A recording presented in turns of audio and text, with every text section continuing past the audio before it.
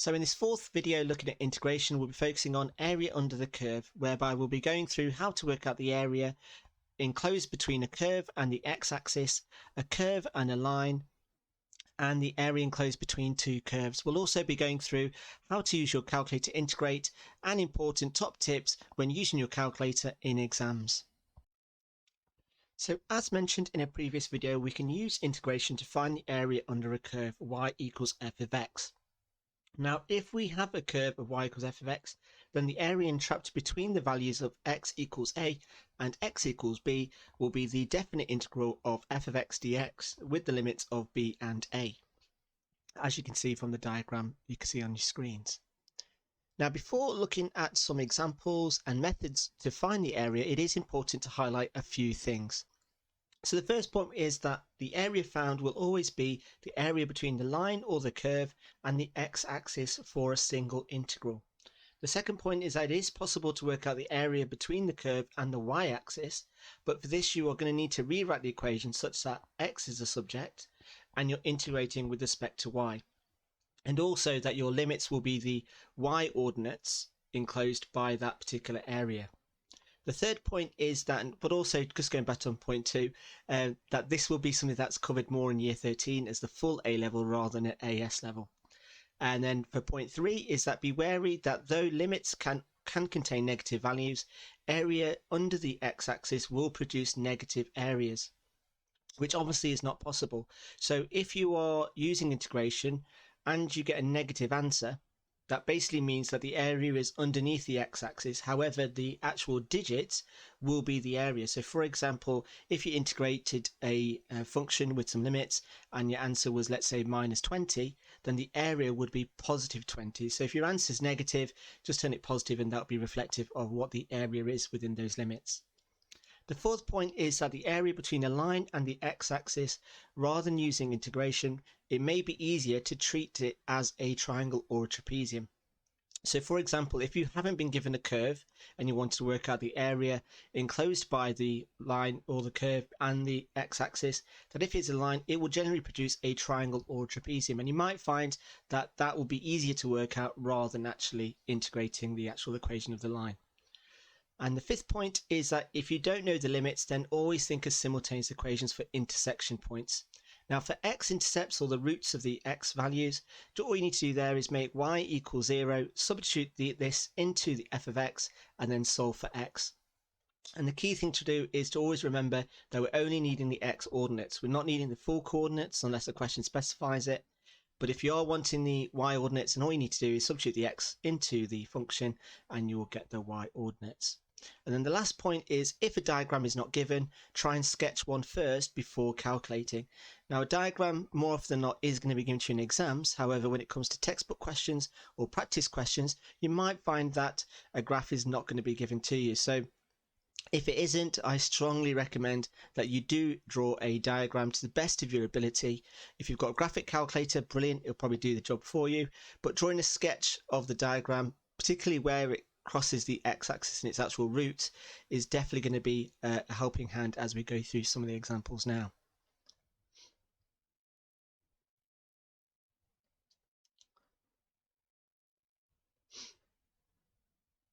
So starting off with, so here we've got the area. What we're going to do first is look at the area within a curve and the x-axis. So in this diagram here, you can see I'm wanting to try and find the blue area. Now here I've got my limits, which are the x ordinates. Now the b value, or my upper value, is going to be the highest. So it's going to be the highest of my x ordinates. And the a value is going to be the smallest x ordinate.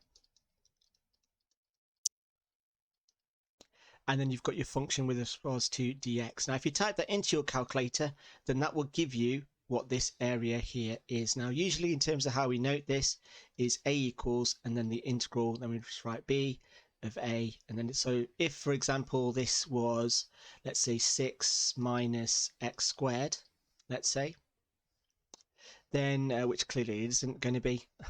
So if it was, then well, actually it could be, actually no, it would be. No, it wouldn't. Right, so from that, what we'll do then is 6 minus x squared dx, I would integrate this first, so I'd have 6x minus x cubed over 3, and then have the limits of b and a, substitute it in, work it out, and job done. And I should get, and again using comments, I should end up with a positive answer because the area that I'm looking for is above the x-axis. So looking at this next example, so this one very, very similar. The only difference is rather than having, let's say, a negative parabola, here we've got a positive sort of parabola. I won't say it's a parabola because it's just slightly different in terms of that. But the method is exactly the same. So here we're going to use the exact same layout with our limits being the highest of the x ordinates and the lower limit being the lower of my x ordinates. And then all I've got to do is substitute it in and you can work it from there. So looking at this next example, which again, very, very similar to the first one, the difference here is that a is negative. Now here it doesn't really matter with regards to the signs of your limits. It really doesn't make a difference. So the key thing to remember is that when a or both a and b are negative, the method is still the same. But you just got to make sure that b is always larger, is the larger x ordinate, and a is the smaller x ordinate. So the next thing we move on to is what happens if your area is below the x-axis. So again, we're going to follow the same format, which is obviously using this here.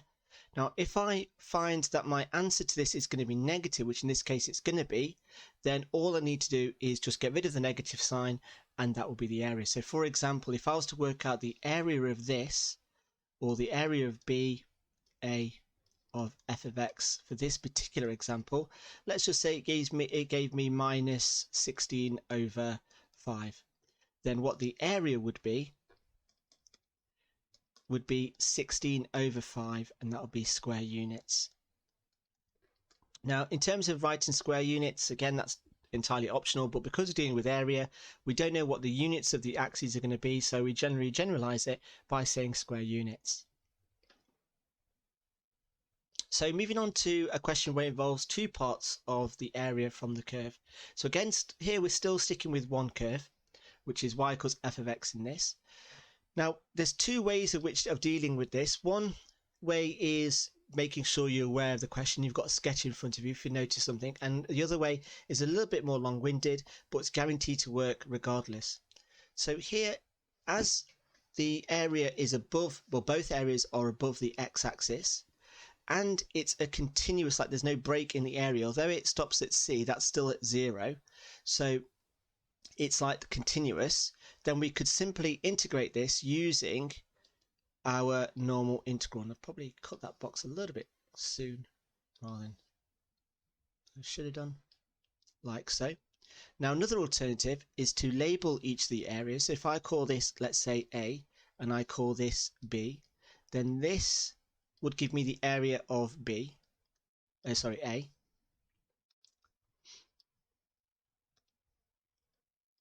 And this would give me the area of B. And all I'm doing there is adding it together and I'll get my total area.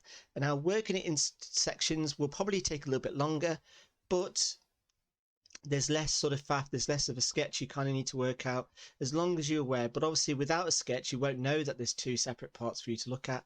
So again, it's really useful for you to draw a sketch if one has not been provided for you. So let's have a look at another one. So now how this is different to the previous example is that one area is below the x-axis and the other area is above the x-axis. For this, you have to do it separately. So here, if I label this section A and this section B, then this would be what I would do to work out A, and this would be what I need to work out B. Now the key thing to note here is that, if I just get a different colour, so the key thing to note is that the integral of CB f of x dx is going to be negative. And the reason for that is because it's below the x-axis. So by working out A and then working out B, so for example, let's say A equals, let's say 12 over 5 square units, and the area of B equals minus 16 over let's say 5 square units, then what I would need to do that the area, or the total area I should say, is going to be equal to 12/5 plus 16/5. So if a question was just asking you to work out an integral, you can have negative answers. But if that integral relates to area, then you always need to give a positive answer. And so many students tend to go wrong by simply typing into their calculator or working out the integral and they always forget that they're working with area, so you can't have negative answers. So that's what we need to do to work it out. And then obviously that would give me 28/5 square units. And there is my final answer for that one. So again, here we've got no gaps. So again, well, we have got a gap, I should say. So here what we need to again is work out the separate areas again. So here I'm going to call this area A, this area B. This would give me the formula to work out what A is, and this would give me the method to work out what the area of B is. Now again, by looking at the sketch, both of them are going to be positive, so I won't need to worry about the signs, etc. Now the next thing we move on to is looking at the area between a curve and a line.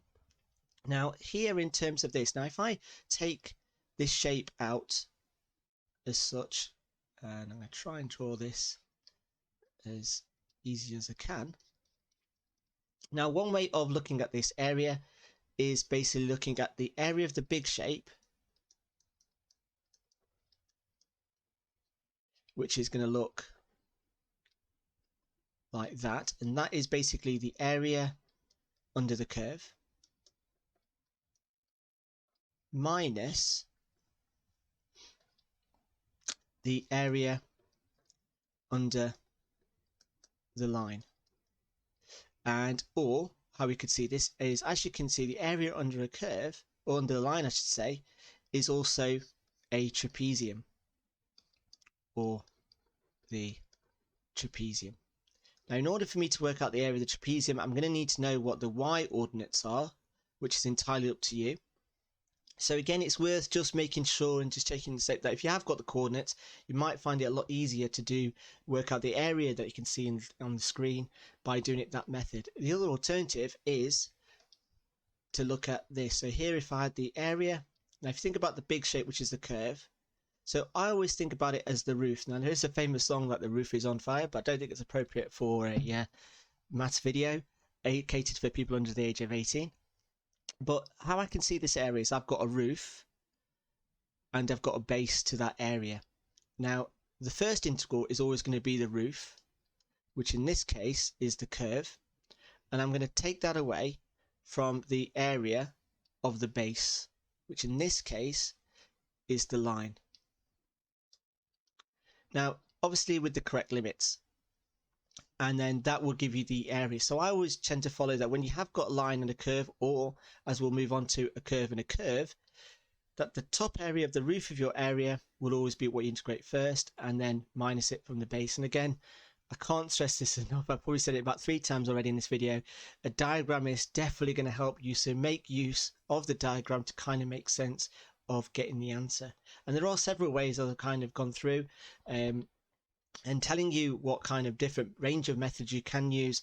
You're just going to find one that works for you, and it might not be one that comes instinctively, and it might differ from question to question, but it's entirely up to you in terms of how you're working out. As long as you get the right answer and you're showing your full working out, then that's all that's going to count. So let's have a look at this question here.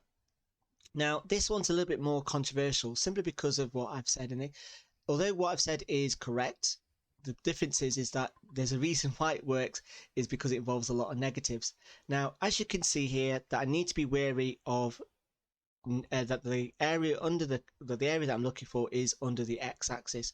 So if I work out the area using the two functions that I've got that you can see on the screen, one being f of x, the other being mx plus c, that they're going to give me negative answers. So here, if I look at the roof of my area, which is the line, so I'm going to integrate the line with the limits of b and a.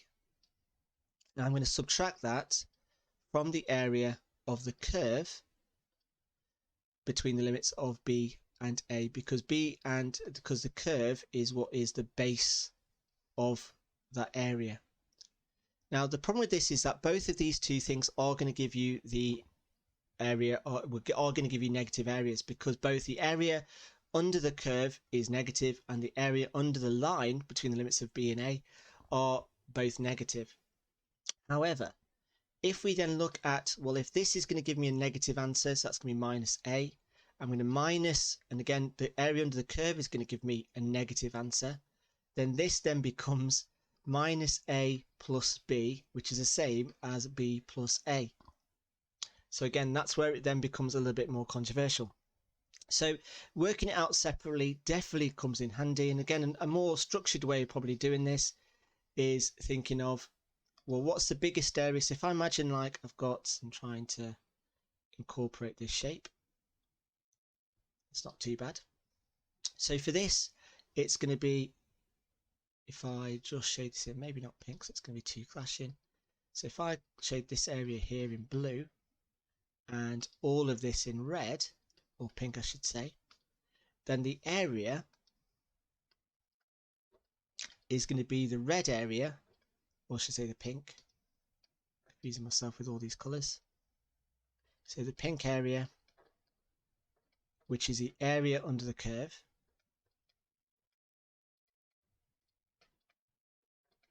minus the blue area, which is the area under the line, or you can see it as a triangle. Now, obviously to work out the area of the triangle, we're going to need to y-ordinates, because the y-ordinate will give me the height of that triangle and the base would be the difference between B and A. But again, it's entirely up to you in terms of looking at the individual shapes. Now, as I said, I would work out those sides separately. I certainly wouldn't try and do it all in one line. Work it out separately. If you have negative areas, turn them into positive, and then do the final subtraction of the big area, take away the small. And you kind of want to make sure that your answer's relative as well. So use your common sense when it comes to the areas once you've worked out the individual areas. Now, when we are working out the area between two curves, the same sort of philosophy or methodology kind of applies. So when you've got two curves, the first thing you want to do is, from the diagram, is you want to establish which curve represents the roof and which represents the base of the area that we need to find. So in this case, the roof of that area is represented by g of x, and the base of that area, which I'm just going to highlight in pink, is f of x. Now, once you've done that, what you then want to do is work out the individual areas and obviously take them away. Now, if I draw this on the diagram, what the first integral is going to give me between a and b is it's going to give me this whole entire area. And then if I work out the second integral, that's going to give me what this area here is going to be. And again, if I take the two areas away, I'm going to be left with that blue area. And again, that's where this method kind of works. So it's just a case about doing it separately. Now, much to a lot of traditionalists, or also known as your teachers, the new and modern A-level calculators can integrate for you, which is a really disappointment for teachers, and for students, it's like a massive time saver. But there are some key things if you are going to learn how to integrate using your calculator. The first thing is, don't just use your calculator to work out the definite integral unless it's only worth 1 mark. You will not get full marks if you just simply write in one answer, a number that's worth more than 3 marks. You're not going to get 3 marks for writing down one number. So make sure that you're still using the method of integration, of increasing the power by 1 divided by a new power, writing that down, then substituting your limits, working it out, and then finding your final answer. You can, however, be a bit smart and use your calculator to check your answer or to do the latter stages for you. And again, be sure that if a question is worth more than 1 mark, you have to show your full working out, including integrating functions, evidence of substituting limits, etc., as I've previously mentioned in part 1. It's that important I've had to mention it twice.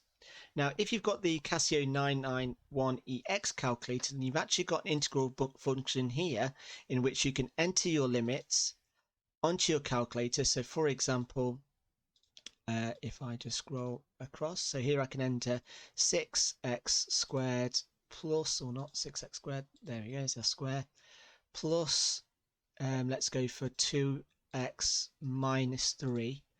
And then I can enter the limits. So my low limit is 2, my upper limit is, let's say, 8.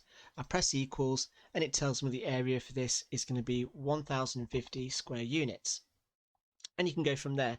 Now, obviously, if this was an exam, then what I would have to do is, if I just get my pen, and let's say I had to integrate 6x squared plus 2x minus 3 between the limits of 8 and 2, then what I would do is I would first integrate this first. So here I've got I equals, and then look at my integral, I've got 6x cubed over 3 plus 2x squared over 2 minus 3x, and then I've got my limits of 8 and 2.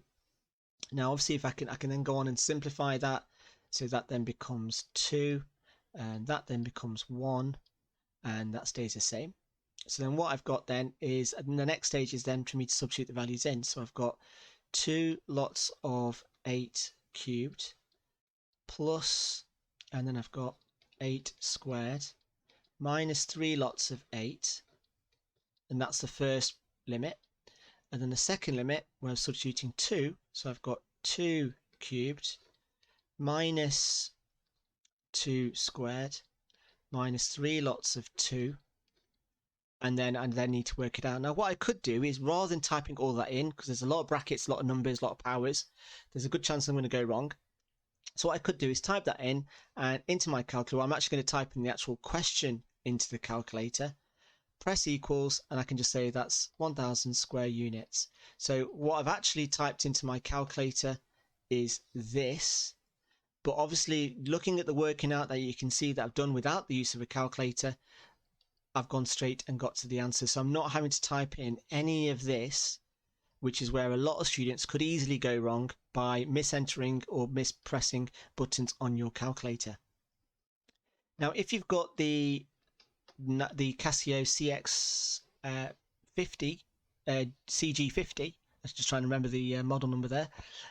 Again, all you need to do here to find your integral function is go to menu, select option 1, and then what you then need to go is, if you go to math, and then you scroll across until you can find the integral of dx, and then again the same thing applies. So that's how you can access your value. So again, if it's a little bit fiddly in terms of entering it on your calculator. So if I do 6x squared plus 2x minus 3, and then I've got the limits of 2 and 8, and I press equals, and you can see it gives me the exact same answer. So again, as long as you're showing you're working out, there's no evidence to say that you've used the integral function on your calculator, but it's definitely going to be a bit of a time saver and going to be more accurate as long as you are entering the values correctly onto your calculator.